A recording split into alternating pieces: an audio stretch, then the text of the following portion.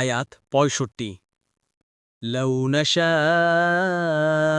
লাজআলনাহু হুতামান ফাযালতুম তাফাক্কাহুন।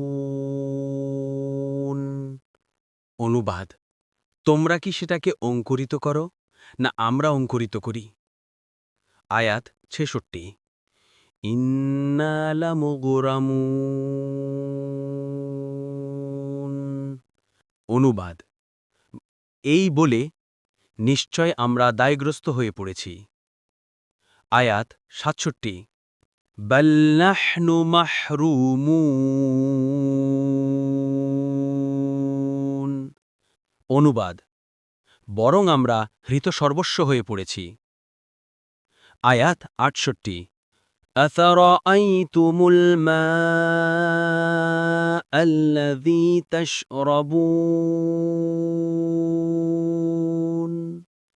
অনুবাদ: তোমরা যে পানি পান করো তা সম্পর্কে আমাকে জানাও। তাফসীর: ১ নং ফুটনোটের বিবরণ, অর্থাৎ শুধু তোমাদের ক্ষুধা নিবারণের ব্যবস্থাই নয়, তোমাদের পিপাসা মেটানোর ব্যবস্থাও আমিই করেছি। তোমাদের জীবন ধারণের জন্য যে পানি খাদ্যের চেয়েও অধিক প্রয়োজনীয়, তার ব্যবস্থা তোমরা নিজেরা করো নাই, আমিই তা সরবরাহ করে থাকি।